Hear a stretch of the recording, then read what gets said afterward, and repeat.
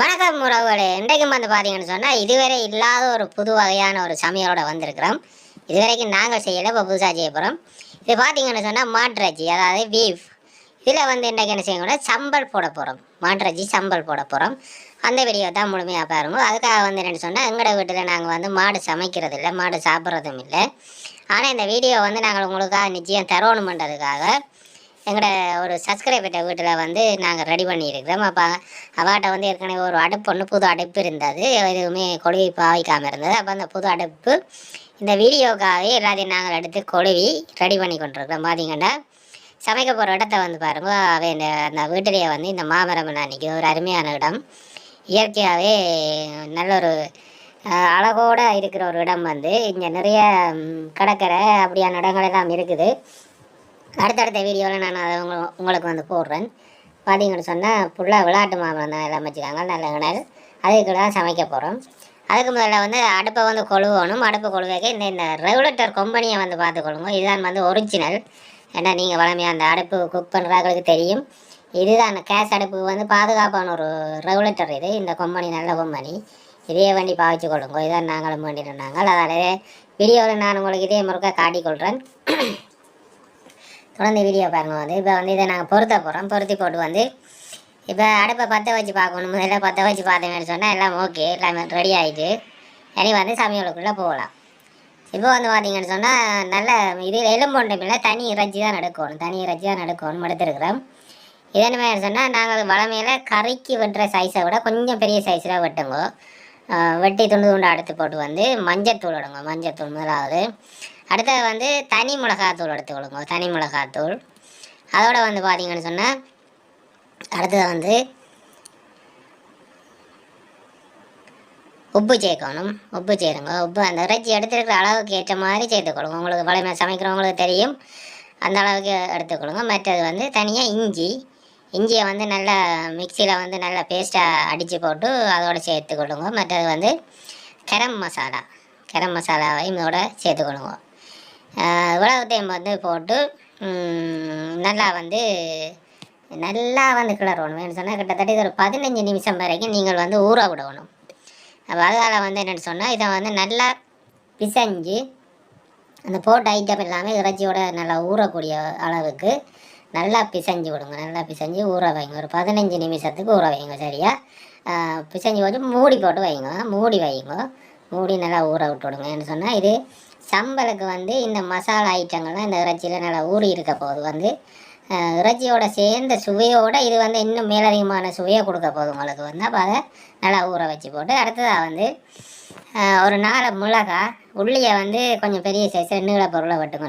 நீளமாக உள்ளி, மற்றது கருவேப்பிலை கொஞ்சம், மற்ற இது எல்லாத்தையும் விட வெங்காயம் கூடுதலாக எடுக்கணும். கிட்டத்தட்ட இறைச்சியின் அளவை விட வெங்காயத்தின் அளவு கூட இருக்கணும். பொரிச்சதுக்கு பிறகு பார்த்தீங்கன்னு சொன்னால் இறைச்சி பொரியலை விட வெங்காயத்தின் அளவு கூட இருக்கணும். அப்போ அதுக்கேற்ற மாதிரி அதையும் எடுத்துக்கொள்ளுங்க. இப்போ சட்டி கொஞ்சம் பெரிய சட்டியாக வச்சு போட்டு நல்லா கொதிக்க எண்ணெயில் முதற்கட்டமாக வெங்காயத்தை நாங்கள் போட்டு எடுப்போம்.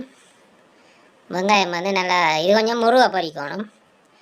வதக்கிறதுக்கு போடுற மாதிரி அந்த இளம்பருவம் இருக்கக்கூடாது, கொஞ்சம் முருகி வரணும். வெங்காயம் முருகக்கூடிய பருவத்தில் விட்டு எடுக்கணும். பார்த்தீங்கன்னா இந்த பருவத்தில் வெங்காயத்தை எடுக்கணும். வெங்காயம் நார்மலாக நல்லா அந்த எண்ணெயை வடியை விட்டு எடுத்தீங்கன்னு சொன்னால் அந்த அப்படி காற்று போல இருக்கும், அந்த கலகலண்ட மாதிரி இருக்கும். வெங்காயம் பொரிச்சு போட்டு அந்த பருவத்துக்கு எடுக்கணும். அடுத்தது பார்த்தீங்கன்னு சொன்னால் உள்ளியை பொரியுங்க. உள்ளியும் வெங்காயம் பொரித்த மாதிரி தான் அந்த நிறத்துக்கு வரணும். இப்போ அந்த நிறத்தில் வந்துண்டு இருக்குது. இந்த அடுப்பின் நெருப்பு அளவோடு வச்சுக்கொண்டீங்கன்னா சரி. அடுப்பின் நெருப்பு அளவுக்கு இருந்தால் இந்த மாதிரி பருவத்திலே நீங்கள் எல்லாத்தையும் பொரிச்செடுக்கலாம். இப்போ பாருங்க, இப்போ பார்த்தீங்கன்னா தெரியும் அந்த நிறம் ரைட். இந்த நிறத்துக்கு எடுத்தீங்கன்னா சரி. அடுத்தது மிளகா நாள் போட்டிருந்தாங்க. அந்த மிளகா நாளையும் பொரிச்செடுக்க போகிறோம். மிளகா நாளில் 5 கிடக்கு போடுறது. இது சம்பளம் இந்த இறைச்சி இந்த அளவுக்கு ஏற்ற மாதிரி தான் இதில் எடுத்துக்கொள்ளணும். அது பொரிஞ்சு வந்துட்டோம். கையால் உருத்தினா உருந்து கொட்டப்படக்கூடிய மாதிரி இருக்கணும் மிளகா. இப்போ இதில் கருவேப்பிலை போட்டோன்னு எடுங்கோ. ஏன்னா கருவை விடக்கூடாது. கருவேப்பிலை போட்டோன்னு எடுங்க. அந்த இடம் மொறுமொருண்டு தன்மையில் இருந்தால் ஓகே. இப்போ பார்த்தீங்கன்னா தெரியும், இப்போ எல்லாம் பொரிச்சு எடுத்துட்டோம். இனி அடுத்த கட்டமாக ஊற வச்ச இறைச்சியை வந்து நீ எடுத்து பொரிக்கணும். ஊற வச்ச இறைச்சியும் வந்து என்ன மாதிரின்னு சொன்னால் அந்த கலரை பார்த்தீங்கன்னா தெரியும், நல்ல ப்ரௌன் கலரில் வரணும். அதாவது மிக்சியில் வந்து போட்டு அடிக்க போகிறோம். இதை மிக்சியில் போட்டு அடிக்க அந்த இறைச்சி வந்து அப்படியே உடைஞ்சி தும்பு தும்பாக வரணுமா. இறைச்சி வந்து அப்படி தும்பு தும்பாக இருக்கும், மாட்டிறைச்சி தானே. அப்போ மிக்சியில் போட்டு அடிக்க தும்பாக வரணும். இந்த கலர்லேயே இருக்கணும். இதுதான் பருவம். இந்த பருவத்துக்கு வந்து நீங்கள் இறைச்சியை பொரிச்செடுக்கணும். நல்லா முருகை விட்டு பொரிச்செடுங்க. அப்போ வந்து நாங்கள் மிக்சியில் போட்டு அடிக்க இந்த நல்லா உடைஞ்சி தும்பு தும்பாக வரும். அப்படி நல்ல பஞ்சு மாதிரி இருக்கும். இப்போ வந்து இதை மிக்சியில் போட்டு அடிப்போம். மிக்சியில் போட்டு அடிக்கல 2 தடவை பாருங்கள், பார்த்து அடிங்க. இப்போ பார்த்தீங்கன்னா இந்த பருவம் ஓகே, இந்த அப்படி தான் இருக்கணும், தும்பு மாதிரி இருக்கணும். பார்த்தீங்கன்னா தெரியும், நல்லா தூள் மாதிரி இருக்கும். இதுக்குள்ள வந்து அந்த மிளகா பொரிச்சுனாங்களான்னா மிளகா வந்து கையாலேயே நீங்கள் உடைச்சி உருத்தி விடலாம். மிளகாயை வந்து கையாலேயே உருத்தி விடுங்க.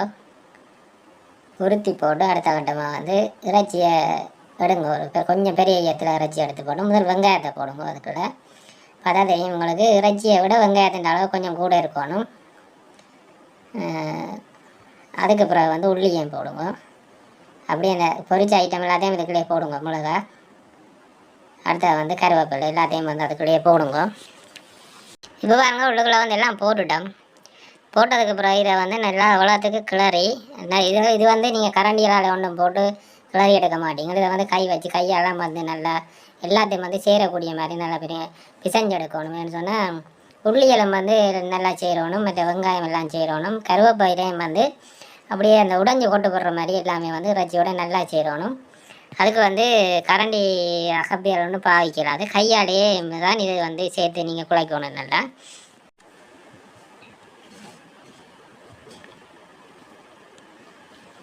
இப்போ பாருங்க, எல்லாம் சேர்ந்து கொண்டு வந்துட்டுது. அதுக்குள்ளே வந்து கடைசியாக வந்து இது என்னென்னு சொல்கிறேன்னு சொன்னால் வினிகரில் என்ற ஒரு கலவை ஒன்று இருக்குது. வினிகரில் அதை வந்து விடணும். அது உங்கள்கிட்ட இல்லைன்னு சொன்னால் தேசி புளி விடுங்க. தேசி புளியை விட்டு நல்லா வந்து கிளறி விடுங்க. இது வந்து நீங்கள் அந்த சம்பல் எவ்வளோ அளவில் எடுக்கிறீங்களோ அதுக்கேற்ற மாதிரி வந்து தேசி புளி இந்த அளவு உங்களுக்கு தெரியும். எவ்வளோ விட்டால் அது இந்த புளிப்பு சுவை வந்து அளவாக இருக்குமென்றது தெரியும். அதுக்கேற்ற மாதிரி தேசி புளியை எடுத்து விட்டுக்கொள்ளுங்க. இப்போ வந்து பார்த்தீங்கன்னு சொன்னால் மாட்டிறைச்சி சம்பல் ரெடி. இதே போல் நீங்களும் உங்களோட வீட்டில் செய்து உங்களோட நிகழ்விலையே பரிமாறிக்கொள்ளுங்க. அப்போவே உங்களுக்கு இது இந்த சுவை எப்படி என்று தெரியும். தொடர்ந்து எங்களோட வீடியோக்களோட இணைந்திருங்க. எங்களோட சேனலை சப்ஸ்கிரைப் பண்ணி பெல் பட்டனை கிளிக் பண்ணி விடுங்க. நன்றி, வணக்கம்.